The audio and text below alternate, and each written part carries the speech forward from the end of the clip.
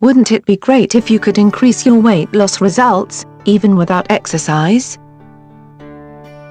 It probably sounds too good to be true, but believe it or not, you can by using a simple food diary. So what is a food diary?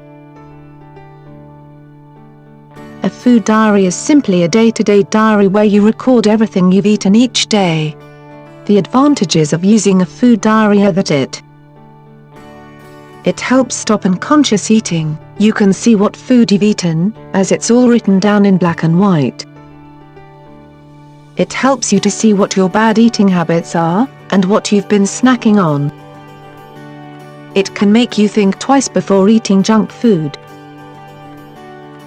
It may shock you into how much you really eat in your day. We've all seen those diet shows where they take an overweight person and put their daily food intake in front of them. Often this is a wake-up call that they need to make a change to their lifestyle and cause them to lose weight.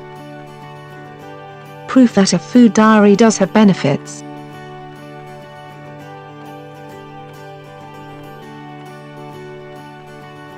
In a study published in the American Journal of Preventive Medicine, people who kept a food diary lost an average of 13 pounds more than people who didn't. The conclusion the researchers came to was that having and using a food diary helped people to pick up on bad eating habits or behaviors that they weren't aware of. For example, the simple habit of eating some cookies every time you sit in front of the TV can quickly add up on your waistline. But this habit may be so ingrained in your day-to-day life that you mightn't notice that it's doing you harm until you begin to record your daily eating patterns. But is a food diary right for you?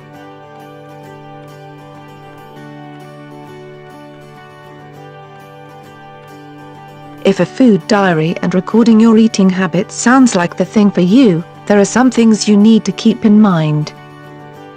Like most ways of losing weight, it all depends on you putting in some effort. Like exercise equipment, if it's never used you'll never get the benefits, and so with a food diary, if it's never filled in you'll never see the benefits.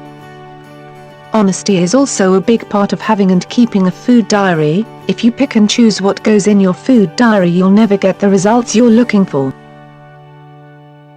If you feel that honesty may be your downfall, ask your spouse or children, or close friend to keep a close eye on you and your eating habits. How to create a food diary. There are various ways of keeping track of your food in a diary, either on an online website or offline in a simple notepad.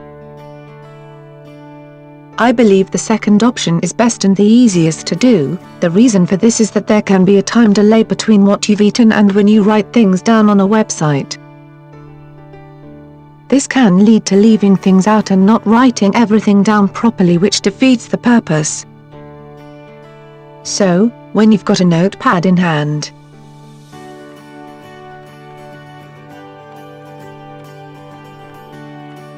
here are the 5 main points to jot down in your food diary.